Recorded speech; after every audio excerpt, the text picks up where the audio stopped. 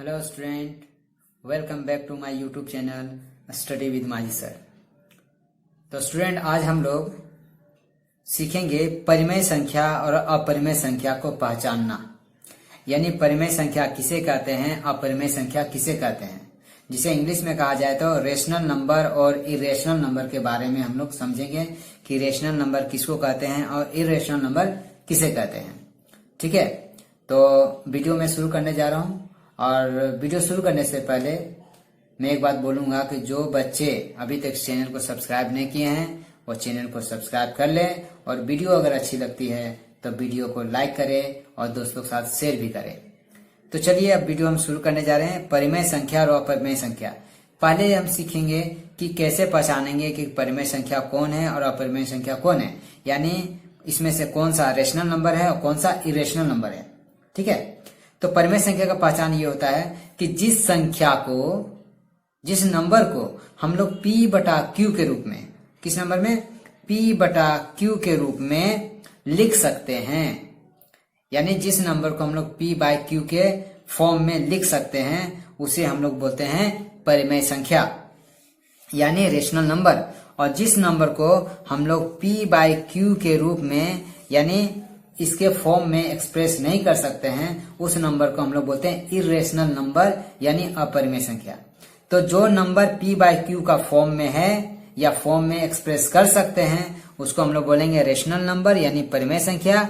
और जिस नंबर को P बाय Q के फॉर्म में नहीं लिख सकते हैं, ना एक्सप्रेस कर सकते हैं, उस नंबर को हम लोग बोलते हैं अपरिमेय संख्या, यानी इरेशनल नंबर। तो चलिए देखते हैं, यहाँ मैंने कुछ नंबर्स लिए हैं और इस नंबर्स को देख के हम लोग सीखेंगे कि इन नंबरों में कौन सा नंबर ऐसा है जो परिमेय संख्या है और कौन ऐसा नंबर है जो अपरिमेय संख्या है। ठीक है, तो चलिए वीडियो शुरू करते हैं। पहले हमारे पास क्या नंबर है, 2।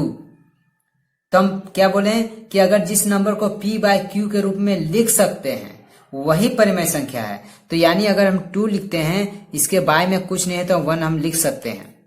ठीक है, तो ये P बाय Q का रूप में आ गया है, इसीलिए हम इसको क्या कहेंगे, हम इसको कहेंगे ये परिमेय संख्या है। क्या बोलेंगे, ये परिमेय संख्या है, यानी ये रेशनल नंबर है। ठीक है, चलिए अगला नंबर देखते हैं। अगला नंबर रूट में है, यानी अंडर रूट है। तो अंडर रूट में है क्या है, 25। तो 25 का जब हम स्क्वायर रूट निकालते हैं, यानी जब वर्गमूल निकालेंगे, इसका वर्गमूल निकालेंगे तो 25 का वर्गमूल 5 होता है, यानी 25 का स्क्वायर रूट क्या होता है, 5। अब ये 5 होल नंबर हो गया, यानी पूर्ण संख्या हो गया, तो इसके बाय में कुछ नहीं तो 1 हम लिख सकते हैं, और इसको भी P बाय Q के रूप में लिख सकते हैं, यानी we can express root 25 in the form of P by Q, so under root 25 is a rational number, यानी रूट 25 जो है वो क्या है, एक रेशनल नंबर है, यानी परिमेय संख्या है, क्योंकि उसको P बटा Q के रूप में हम लिख सकते हैं। अगला नंबर देखते हैं क्या है, रूट 3। अगला नंबर क्या है, रूट 3। तो रूट 3 जो है, ये जो रूट 3 है इसका वैल्यू अगर निकाला जाए तो 1.73205 और बढ़ता जाएगा, ये खत्म ही नहीं होगा। ठीक है, तो इस नंबर को अगर हम बाय में 1 लिखते हैं तो रूल क्या कहता है कि अगर 1 लिखते हैं तो पॉइंट हटा दीजिए, पॉइंट के बाद जितना नंबर है गिन लीजिए, जितने डिजिट्स होंगे उतने 0 आपको यहाँ पुट करने होंगे। लेकिन यहाँ पॉइंट के बाद जो नंबर है वो अनसर्टेन है, यानी अनिश्चित है कि कितनी संख्याएं हैं, मालूम ही नहीं है, तो हम 0 कैसे बैठा सकते हैं, हम 0 कैसे लिख दें। तो इस स्थिति में हम इसके नीचे में ना हम पॉइंट हटा सकते हैं, ना इसका नीचे में 1 लिख सकते हैं, यानी इस नंबर को हम लोग P बाय Q के रूप में एक्सप्रेस नहीं कर सकते हैं, P बाय Q के फॉर्म में नहीं लिख सकते हैं। तो जब नहीं लिख सकते हैं तो ये एक अपरिमेय संख्या हो गया, यानी ये हो गया इरेशनल नंबर। ये देखिए, ये भी अंडर रूट था, ये भी अंडर रूट था, यानी ये भी वर्गमूल में था, ये भी वर्गमूल में था, तो इसका वैल्यू निकल गया पूर्ण संख्या, इसीलिए ये परिमेय संख्या हो गया। लेकिन इसका वैल्यू यानी इसका मान जो है वो पूर्ण संख्या में नहीं आया है, और ऐसी संख्या में आया है जिसका पॉइंट के बाद जो नंबर्स है वो अनसर्टेन है, यानी कितना डिजिट तक जाएगा ये मालूम नहीं है। इसीलिए ऐसी स्थिति में हम इस नंबर को परिमेय संख्या नहीं मान सकते हैं, ये हो जाएगा अपरिमेय संख्या यानी इर्रेशनल नंबर। चलिए अगला देखते हैं पाई। तो पाई का जो वैल्यू है वो रियल वैल्यू होता है 3.14 और ये बढ़ता जाता है 3.14 और ये बढ़ता जाएगा। अब इसका भी इसी के जैसा सिचुएशन है, यानी जो ये है उसका वैल्यू हम ये मान सकते हैं, ये भी पॉइंट के बाद अनसर्टेन है यानी अनिश्चित है, कहां तक जाएगा मालूम नहीं। उसी तरह इसका भी पॉइंट के बाद कहां तक नंबर खत्म होगा ये निश्चित नहीं है। ठीक है, तो जब निश्चित नहीं है तो हम क्या करेंगे, इसको भी मान लेंगे कि ये परिमेय संख्या नहीं है बल्कि अपरिमेय संख्या है, क्योंकि इसको भी p बटा q के रूप में नहीं लिखा जाता। लेकिन अगर पाई का वैल्यू जो कि हम लोग जानते हैं कि 22/7 भी होता है, तो अगर 22/7 लिखते हैं तो ये परिमेय संख्या हो जाएगा, लेकिन अगर 3.14 लिखते हैं तो ये अपरिमेय संख्या होता है। तो इसका रियल वैल्यू 3.14 है, इसीलिए हम इसे अपरिमेय संख्या ही मानते हैं कि पाई का मान 3.14 और आगे नंबर और बहुत ज्यादा नंबर है, इसीलिए पाई को हम लोग इरेशनल नंबर मानते हैं। ठीक है, चलिए अगला नंबर देखते हैं क्या है 1.25। अब ये देखिए ये भी पॉइंट में है, लेकिन ये क्या परिमेय संख्या है? हाँ, क्योंकि पॉइंट के बाद ये लास्ट में 25 लिखा हुआ है यानी 25 लिखा हुआ है, इसके बाद डॉट नहीं है यानी इसके बाद ये संख्या आगे बढ़ ही नहीं रहा।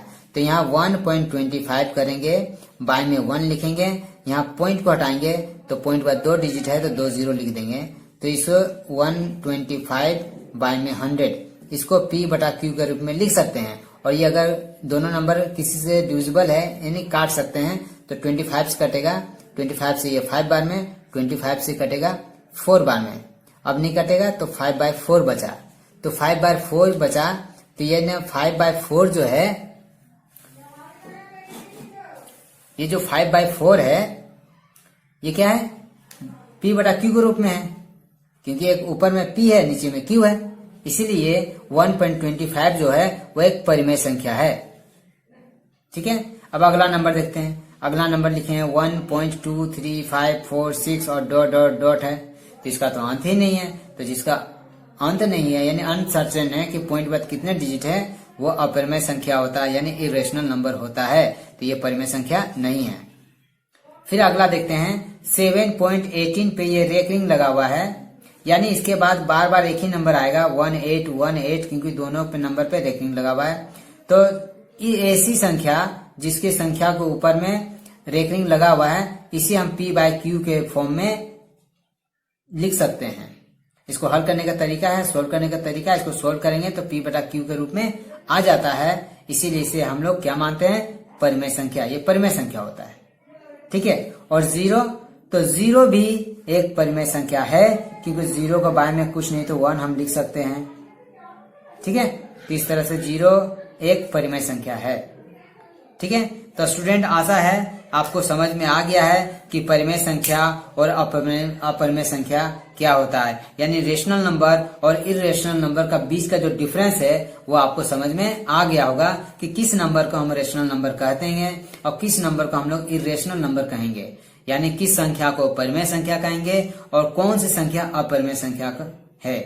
ठीक है, तो अगर वीडियो अच्छी लगी है तो वीडियो को लाइक करें, दोस्तों के साथ शेयर करें और चैनल को सब्सक्राइब कर लें। मिलते हैं अगले वीडियो में। तो स्टूडेंट, आपने देखा कि आज हम लोग परिमेय संख्या और अपरिमेय संख्या के बारे में जान चुके हैं, पहचानने का तरीका भी सीख चुके हैं। तो मिलते हैं अगले वीडियो में, तब तक के लिए take care and good bye.